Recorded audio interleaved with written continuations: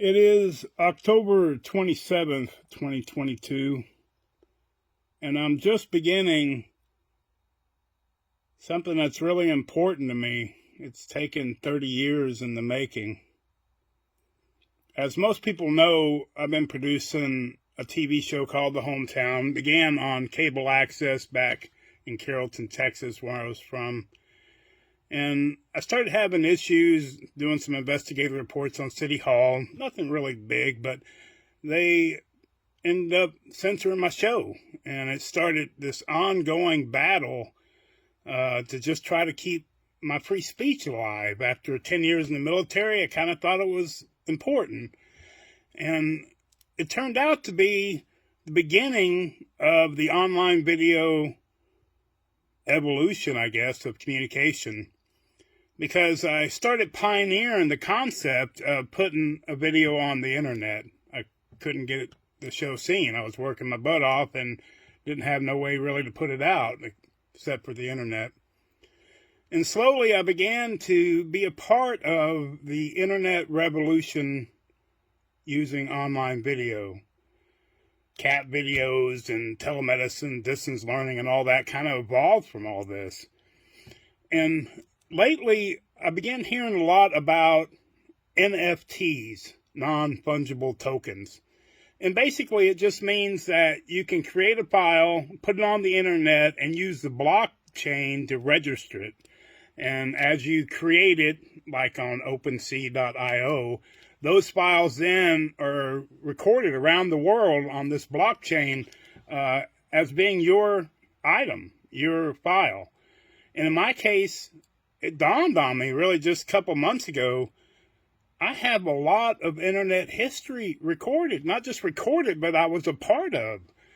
And so I made up my mind that I wanted to go through, I got over 2 terabytes of files from the last 30 years and try to really share it with the world. I mean, most people think YouTube was really where it all started, and that's absurd. My webpage, youontv.com, I created in 1997, nearly 10 years before YouTube came along. I was doing this. And of course, they got nearly $2 billion for my idea and took all the credit for it. But I've never really cared about money. So, that and other ways, I could have really gotten rich off this, and I never did. I spend most of my time helping people communicate, charities and schools and whatnot, and never really worried about it. And that has caused havoc in my family. I got 3 kids, and all of them, this is what they know, is my struggle to do my show and to keep it on the air, first on cable access in Carrollton, and then on the internet, and not making no money, but still just loving the opportunity to exercise my free speech and to bring up subjects and ideas and stories that nobody else was doing that I wanted to do. And so I did it. And now it's kind of an evolution of that. I had the chance to start putting out these video history clips that I've done through the years. The first live webcast, the first online TV show, the first baby born online, the first cat video star, the first podcast. I mean, it's just a list of things that I created.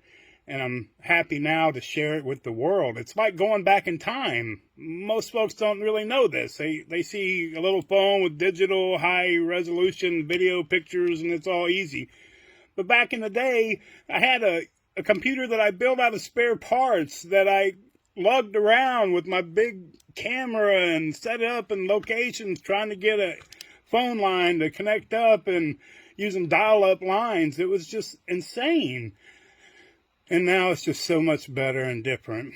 So I've got this NFT collection that I'm kind of starting to make public today. It drops on December 1st, 2022.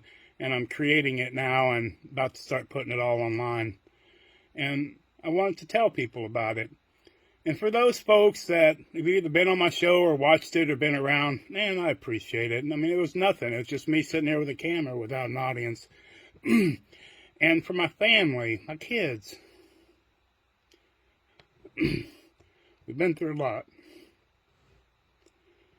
And in some ways I apologize for it. In other ways I just can't. It's who I am.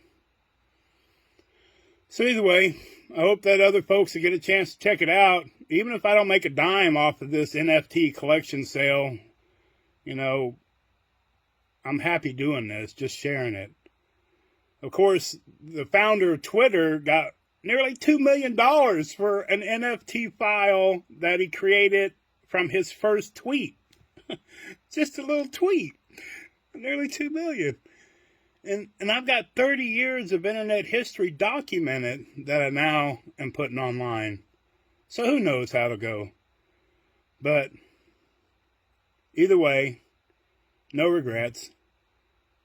And I appreciate those that have been involved. Stay tuned.